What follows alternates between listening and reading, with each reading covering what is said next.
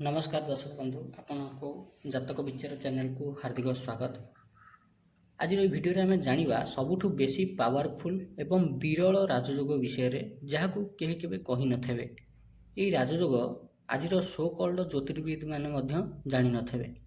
ये राजयोग केमिति निर्मित हुए, ये राजयोगर परिणति कौन हुए, से सब विषय आपन को आज कहबी। तेणु भिडियोटी को शेष पर्यंत देखंतु, आपन को बहुत किछि जानिबा को मिलिबो। ज्योतिष विद्यारे बा एस्ट्रोलोजी रे शह शह राजयोग रही। किछि राजयोग एमिति जहाँ विषय बहुत लोक जानती। उदाहरण बुधादित्य राजयोग, गजकेशरी राजयोग, लक्ष्मीनारायण राजयोग, महालक्ष्मी योग, दंड योग, चंद्राधि योग, लग्नाधि योग, ये सब हूँ कमन राजयोग जोटा कि अनेक लोकंकर कुंडली आपको स्पष्ट देखा मिल जाए। किंतु एस्ट्रोलोजी रे एमिति राजयोग थाए जहाँकि भारी विरल। विरल माने सेटा एते रेयार जोटा कि बोधे कोटिए गोटे लोकर कुंडली रे निर्मित हुए, ता पुणी जे अति पुण्यवान होइथबो। आज ये वीडियो रे सेही राजयोग मानक विषय रे चर्चा करिबा जहाँ विषय आपण माने केबे भी शुणी नथेबे। साधारणतः आज जो राजयोग विषय कहबी एठी तीनिटा राजयोग विषय कहबी। प्रथम राजयोग हूँ कौन? मुकुट राजयोग, मुकुट। द्वितीय हूँ कूलदीपक राजयोग आ तृतीय हूँ नीलकंठ राजयोग। तीन प्रकार राजयोग विषय कहबी। यही तीनटाक राजयोग एते विरल जे बोधे कोटिए गोटे लोकर कुंडली रे एमतिया राजयोग किछिटा थिबो। प्रथमे आम डिस्कसन करिबा मुकुट राजयोग विषय। यही राजयोग बृहस्पति स्थिति को लेकर सृष्टि हुए। जेबे बृहस्पति लग्नाधिपति किंबा भाग्याधिपति होकर कुंडली केन्द्र स्थान रे 16 राशि रे नचेत उच्च राशि रे बसी थे, सेतबेले ही राजयोग निर्मित हुए। सूत्र कौन कहला? बृहस्पति लग्नाधिपति होइथबे किंबा भाग्याधिपति होइथबे, अर्थात लग्न यही घर स्वामी ग्रह होइथबे बृहस्पति, नचेते यही घर स्वामी ग्रह होइथबे। इटा नवम घर, इटा लग्न घर, यही दुईटा घर स्वामी ग्रह होइथबे। दुईटा को घर भितर जेकोसी गोटाए घर स्वामी ग्रह होइथबे, केन्द्र स्थान रे बसी थे। केन्द्र क्या कहुए? लग्न, चतुर्थ, सप्तम आ दशम, ये चारिटा घर भितर जेकोसी गोटाए घरे बसी थे, सेतबेले मुकुट नामक राजयोग सृष्टि हुए। पुणी आउ गोटे सूत्र ये कौन कहला? 16 राशि बसी थे ना उच्च राशि बसी थे। धरी नियंतु बृहस्पति यही घर स्वामी ग्रह होइथबो। एठी जदि 9 नंबर राशि अर्थात धनु राशि पड़ुथबो किंबा 12 नंबर राशि मीन राशि पड़ुथबो। यार अल्टरनेटिव सेमती जदि ये दुईटा राशि भीतर कौन सी गोटाए राशि पड़ुची आउ बृहस्पति यही घरे बसी थे किंबा यही घरे बसी थे, ताहले एठी मुकुट नामक राजयोग सृष्टि हम। बुझिपारे? आपण को उदाहरण देकी बुझेले आपण बुझीपारे। धरि नियंतु ए जगह 12 नंबर राशि पड़ी। 12 नंबर राशि माने कौन? मीन राशि। मीन राशि को गणिबे 1 2 3 4। एठी कर्कट लग्न। कर्कट लग्न रे अर्थात कर्कट यहाँ केन्द्र स्थान को पलि आसला 4 नंबर राशि। एठी धरि नियंतु बृहस्पति बसी पड़े। जदि बृहस्पति बसी पड़े कर्कट राशि रे बृहस्पति सबले उच्च रिजल्ट दियंती। आप जानिथे कर्कट राशि रे बृहस्पति उच्च हो जाती। तेणु एठी मुकुट नामक राजयोग सृष्टि हो गला। Concept clear? आउ गोटे उदाहरण आपको दौची। धरी नियंतु एठी 9 नंबर राशि लिखाई भाग्य स्थान। एठी बृहस्पति राशि 1 2 3 4 सॉरी 9 पर 10 11 12 1 2 3 4 4 नंबर राशि एठी पड़िला। धरी नियंतु एठी बृहस्पति बसी पड़े। यहाँ मध्य केन्द्र स्थान, एठी बृहस्पति उच्च हो गले, तेबे भी यहाँ मुकुट नामक राजयोग सृष्टि करदेव। Concept clear. आउ गोटे सूत्र अच्छी कौन ना जदि लक्ष्मी त्रिकोण रे बसी थे तेबे मुकुट नामक राजयोग सृष्टि हो। केमिति धरी नियंतु एठी 12 नंबर लिखा है 12 1 2 3 4 एठी 4 नंबर पड़ुची ए जगह बृहस्पति उच्चस्थ हो गले तेबे भी मुकुट नामक राजयोग सृष्टि हो जीव। ध्यान देवे मुकुट नामक राजयोग सेतेबेले पूर्णतः फलित हुए जेतेबेले शुभ ग्रहंकर दृष्टि बृहस्पति ऊपर थिबो किंबा बृहस्पति शुभ ग्रहंक द्वारा दूती होकर बसी थे यांको ऊपर कौन पाप ग्रहंकर प्रभाव नथब। जार कुंडली रे प्रॉपर मुकुट जोग तैयारी हब से भली व्यक्ति न्यायप्रिय हुए, धार्मिक हुए, ज्ञानी हुए, एमानंकर भितरे माइंड ब्लोइंग लीडरशिप क्षमता थाए। एभली लोक ता जीवन काल भितर निश्चित नेता हुए अर्थात नेतृत्व करे। एठी नेता हवार अर्थ केवल राजनीति क्षेत्र में नुहे जेकोसी फील्ड रे काम करूना कहीं निश्चित लोकों को लीड करिवो। एभली लोक उपरे भाग्यदेवी प्रसन्न थवा कारणरू एमाने जेते विपरीत परिस्थिति आसिले भी जीवन रे केबे भी धन संपत्तिर अभाव देखंतिनी। Concept clear. एबे आसीबा नेक्स्ट राजयोग उपरकू जार ना होची कूलदीपक राजयोग। कोनटा कूलदीपक राजयोग। यही राजयोगटा भारी इंटरेस्टिंग राजयोग कारण गोटे कूलर सुरक्षा ही ये व्यक्तिर जन्म होता है। ता पूर्वपुरुषंकर आशीर्वाद कूलदेवी देवतांकर आशीर्वाद एभलिया व्यक्तिंकर जन्म होता है। साधारणतः देखा जाए जे जार कुंडली रे दशम स्थान रे मंगल उच्चस्थ होकरी किंबा स्वगृही होकरी बसी थे से भली व्यक्ति कूलदीपक रूप में जन्म नहीं थाए। उदाहरण दौर सूत्र कौन कहला मंगल दशम स्थान रे दिग्बली होकर बसी थे उच्च स्तर बसी थे नचेत स्वगृही बसी थे। कुंडली गणिदेवे ए स्थानटा हूँ दशम स्थान। दशम स्थान आईतर मेष राशि 1 नंबर लिखाई था मेष राशि पड़ी थो ना 10 नंबर लिखाई थो मकर राशि पड़ी थो नचेत 8 नंबर लिखाई थो बिछा राशि पड़ी थो। ये तीनटाक राशि जे तीनटाक राशि भर जेकोसी गोटाए राशि पड़ी थो आ ये स्थान मंगल बसी थे से भाया क्षेत्र में कूलदीपक नामक राजयोग सृष्टि हुए। Concept clear. ये मेष राशि पड़ी थब मंगल बसी थे तेबे कूलदीपक नामक राजयोग सृष्टि हम। जदि ये दशम राशि अर्थात मकर राशि पड़ी थब मकर राशि रे जदि मंगल बसते तेबे कूलदीपक नामक राजयोग सृष्टि हम। जदि बिछा राशि पड़ी थब बिछा राशि मंगल बसते तेबे कूलदीपक नामक राजयोग सृष्टि हम। किंतु एठी गोटे क्लूज अच्छी कौन से क्लूज मंगल उपरे अन्य कौनसी शत्रु ग्रहंकर दृष्टि पड़ू नथब किंबा कौनसी पाप ग्रहंकर दृष्टि पड़ू नथब। साधारणतः शत्रु ग्रहंकर जदि दृष्टि एभलिया मंगल उपरे पड़ू नथब तेबे ये कूलदीपक नामक राजयोग सृष्टि करदेव। साधारणतः देखा जाए जे जार कुंडलीर दशम स्थान रे मंगल उच्चस्थ हो जाइए ना स्वगृही होकर बसी थे से भाया लोक कूलदीपक रूप में जन्म नहीं थाए निजर कूलर रक्षा करने। अर्थात देखिए एभली लोकर घरे केवल झील जन्म होकर आसुथे आ ये एकुटिया पुओ होकर जन्म होइथबो नचेत जदि कूल खाली पुओ होकर जन्म होते ये एकुटिया झील होकर जन्म नहीं थब। एभली लोक भितर अतुल्य साहस आ पराक्रमर क्षमता थाए। स्वभाव टिके उग्र सत किंतु परिवार पाई निज जीवन को बाजी लगेबाकू भी पछेबनी। एभलिया लोक निज परिश्रम बल परिवार सदस्य मानकर दायित्व ये तुलाए।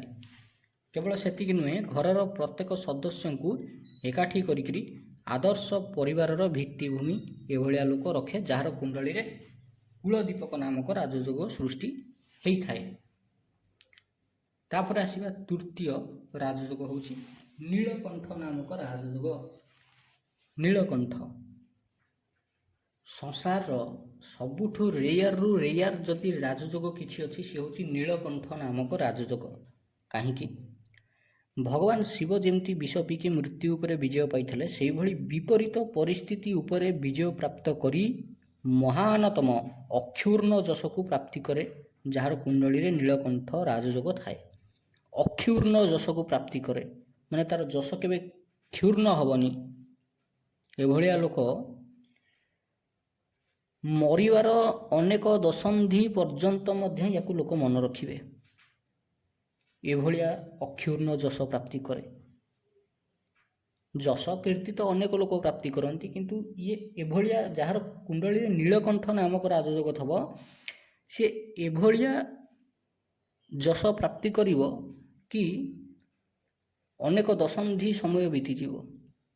ଶହ ଶହ ବର୍ଷ ବିତିଗଲେ ମଧ୍ୟ ଏଭଳିଆ ଲୋକକୁ ଲୋକ ମନେ ରଖିଥିବେ। ଏଇ ରାଜଯୋଗ ଏତେ ରେୟାର ଯେ ବୋଧେ କୋଟି କୋଟି ଲୋକଙ୍କ ଭିତରୁ କାଁ ଭାଁ ଜଣକର କୁଣ୍ଡଳୀରେ ଥିବ ଯଦି ଥିବ। ଆଉ ଏଇ ରାଜଯୋଗ ଥିବା ବ୍ୟକ୍ତିର ଜୀବନ ଏତେ ସଂଘର୍ଷମୟ ଯେ କହିହେବନି। ଏହାର ସଂଘର୍ଷ ଦୁଃଖ ଦେଖି ଦେବତାମାନେ ବି ହାତ ଟେକି ଦିଅନ୍ତି। ବର୍ତ୍ତମାନ ଜାଣିବା ଆମେ କି କେମିତି ସୃଷ୍ଟି ହୁଏ ଏଭଳିଆ ରାଜଯୋଗ। ସାଧାରଣତଃ ଦେଖାଯାଏ ଯେ ଏଇ ରାଜଯୋଗରେ ତିନିଟା ଗ୍ରହଙ୍କର ଭୂମିକା ବେଶୀ ଥାଏ। ଜଣେ ହେଲେ ଶୁକ୍ର, ଜଣେ ହେଲେ ବୃହସ୍ପତି, ଆଉ ଜଣେ ହେଲେ ଶନି। ଏ ତିନିଟାକ ଗ୍ରହ ଭିତରେ ସବୁଠାରୁ ବେଶୀ ମୁଖ୍ୟ ଭୂମିକା ଶନିଙ୍କର ଥାଏ, କାରଣ ଶନି ଉଭୟ ବୃହସ୍ପତି ଏବଂ ଶୁକ୍ରଙ୍କର ମିତ୍ର ଗ୍ରହ। କିଛି ଲୋକ କହିବେ ବୃହସ୍ପତି ଆଉ ଶନି କେମିତି ମିତ୍ର ହେଲେ?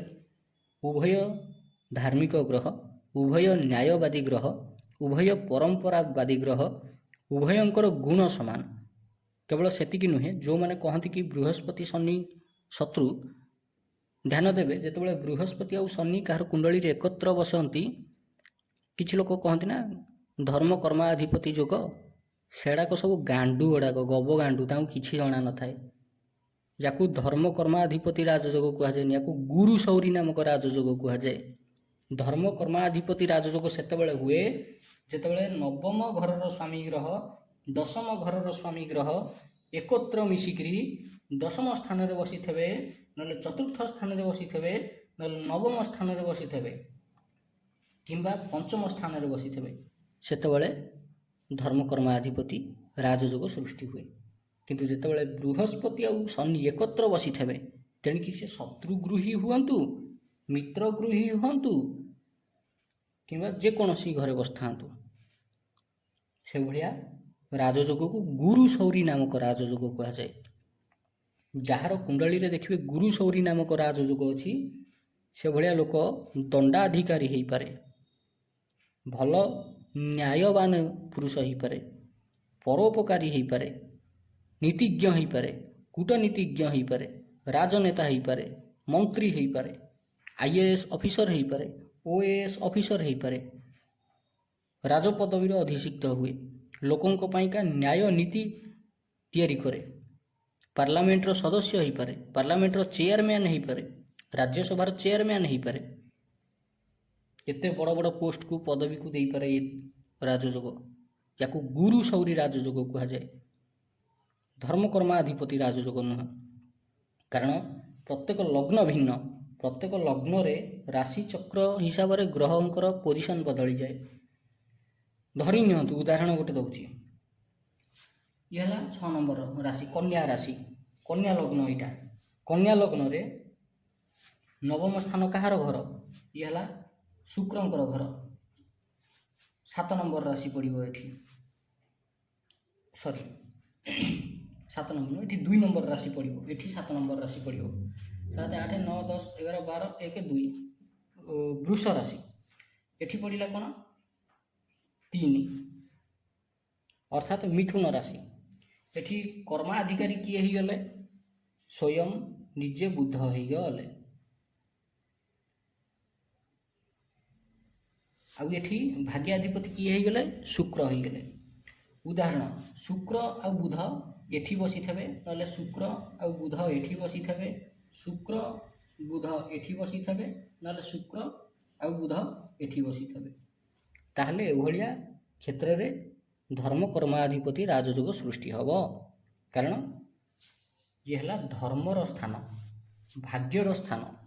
ଭାଗ୍ୟାଧିପତି, ଧର୍ମାଧିପତି ଯେତେବେଳେ କର୍ମାଧିପତି ସାଙ୍ଗରେ ମିଳିତ ହୋଇଗଲା, ସେତେବେଳେ ଧର୍ମକର୍ମାଧିପତି ନାମକ ରାଜଯୋଗ ସୃଷ୍ଟି କରିଦେଲା।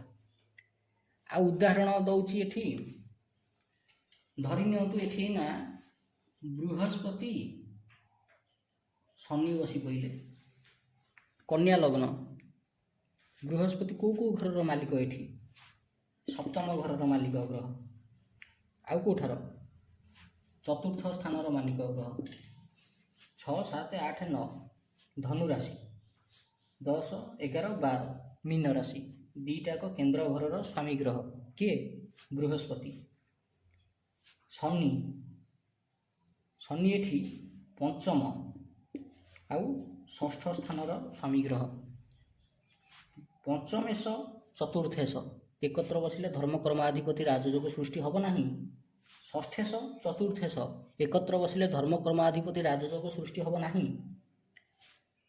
सप्तमेश षष्ठेश एकत्र मिसिले धर्मकर्माधिपति राजयोग सृष्टि हम ना पंचमेश सप्तमेश एकत्र बसिले धर्मकर्माधिपति राजयोग सृष्टि हम ना तेणु जो मैंने कहती दीटा ग्रह मिसिले धर्मकर्माधिपति राजयोग सृष्टि हुए से बलिकी गब गांडुआ दुनिया किए नहांती से माने आज भी एस्ट्रोलोजी को ठीक से बुझी ना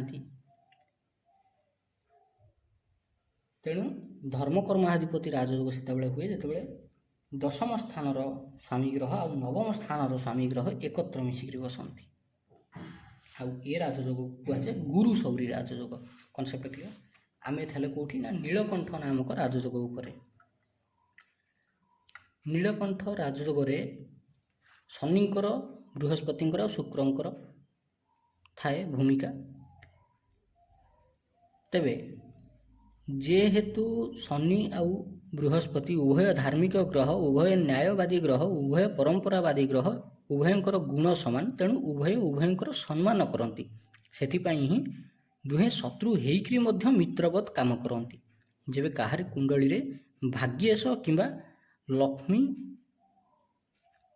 लक्ष्मी त्रिकोण रे उच्च होकर बसी थव भाग्येश भाग्येश क्या कहुए ये जो स्थान पड़ुची नवम स्थान स्वामी ग्रह को कहुए भाग्येश नवम स्थान जो राशि पड़ुची से राशि ग्रह को कहुए भाग्येश तेणिकी एठी जेकोसी लग्न लिखाई था ना कहीं धरी नि ना 5 नंबर लिखाई अर्थात यहाँ हूँ सिंह लग्न 5 6 7 8 9 10 11 12 1 एठी मंगल होगले भाग्येश सूत्र कौन कहूँ भाग्येश जदि केन्द्र किंबा लक्ष्मी त्रिकोण रे बसी थे ताकू शुभ ग्रह दृष्टि दौथे एवं बृहस्पति शुक्र दूती होकर केन्द्र किंबा त्रिकोण रे बसी थे ना निज उच्च राशि रे बसी थे से नीलकंठ नामक राजयोग सृष्टि हम जेहेतु टे सूत्रटा कम्प्लिकेटेड है तेणु आपको बुझापी टाइम लगे भल भाव आपको बुझाऊँगी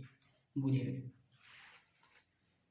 शुक्र आउ बृहस्पति ये है केन्द्र केन्द्र घर कौटा कहती 1 4 7 10 यही घरे शुक्र आउ बृहस्पति बसी थे उभय तो केवे भी उच्चस्थ हो पारे ना गोटे घरे द्वितीय होकर बसिले दी जन भर जी हेले जड़े उच्चस्थ होकर थब 1 4 7 10 ये चार्टाक घर भितर शुक्र आउ बृहस्पति कौन सी गोटाए घरे बसी थे भाग्येश जी हो सी उच्चस्थ हो कौटी आइदर केन्द्र घरे ना लक्ष्मी त्रिकोण घर क्या कहती लग्न पंचम नवम ध्यान दिंतु ये गोटाए जिनस कमन कि लग्न हूँ उभय केन्द्र आउ लक्ष्मी त्रिकोणर अंतर्भुक्त घर तेणु लग्नाधिपति है सबुठू श्रेष्ठ जोगकारक ग्रह प्रत्येक लोकर कुंडली जार कुंडली लग्नाधिपति निचस्त होगा ताठू बढ़िकी झाटिया कुंडली आ संसार में ना तेणिक बाकी जी उच्चस्थ थाऊ जेकोसी ग्रह उच्चस्थ थाऊ राजयोगर फल मिल ना लग्नाधिपति निचस्त न हवा दरकार संसार एपट सेपट हो जाऊ कहारी भी कुंडली लग्नाधिपति निचस्त न हवा दरकार जदि क्या कुंडली लग्नाधिपति निचस्त हो गले जेते बड़ बड़ राजयोग थाऊ ना कहीं सब निष्फल हो तेणु कनसेप्ट आपन को क्लीयर हो जाए भावुँ नवम घर स्वामी ग्रह उच्चस्थ होकर बसी थव कौटी 1 2 3 घरे लग्न स्थान चतुर्थ स्थान सप्तम स्थान दशम स्थान किंबा ପଞ୍ଚମ ସ୍ଥାନରେ ନବମ ସ୍ଥାନରେ ଉଚ୍ଚସ୍ଥ ହେଇକିରି ବସିଥିବ। ଆଉ ଶୁକ୍ର ବୃହସ୍ପତି କେନ୍ଦ୍ର ଘରେ ବସିଥିବେ। କେନ୍ଦ୍ର ଘର କ'ଣ? ଲଗ୍ନ ଘର, ଚତୁର୍ଥ ଘର, ସପ୍ତମ ଘର, ଦଶମ ଘର। ଏ ଚାରିଟା ଘର ଭିତରେ ଯେକୌଣସି ଗୋଟାଏ ଘରେ ଶୁକ୍ର ବୃହସ୍ପତି ବସିଥିବେ, ଆଉ ଏଠି ଭାଗ୍ୟାଧିପତି ଚାରିଟା ଘର ପ୍ଲସ୍ ଇଏ ଦୁଇଟା ଘର ଭିତରେ କୌଣସି ଗୋଟାଏ ଘରେ ବସିଥିବ, ତାହେଲେ ନୀଳକଣ୍ଠ ନାମକ ରାଜଯୋଗ ସୃଷ୍ଟି ହେବ। ଏଭଳିଆ ଲୋକ ଭାରି ପରିଶ୍ରମୀ, ପରୋପକାରୀ ଏବଂ ଧର୍ମନୀତିଜ୍ଞ ହୁଅନ୍ତି। ଆଶା କରୁଛି ଆପଣଙ୍କୁ ଏ କନସେପ୍ଟ ଭଲ ଭାବରେ ମାଲୁମ ହୋଇସାରିଥିବ କି ରାଜଯୋଗ କେମିତି ସୃଷ୍ଟି ହୁଏ, କେମିତି ଫଳିତ ହୁଏ। ତେବେ ଭିଡ଼ିଓଟି ଆଜି ପାଇଁ ଏତିକି। ଯଦି ଭିଡ଼ିଓଟି ଭଲ ଲାଗିଛି, ଏଇଭଳି ଭିଡ଼ିଓ ଦେଖିବା ପାଇଁ ଆପଣ ଆମ ଚ୍ୟାନେଲ୍ ଜାତକ ବିଚାରକୁ ନିହାତି ସବସ୍କ୍ରାଇବ୍ କରନ୍ତୁ। ଧନ୍ୟବାଦ।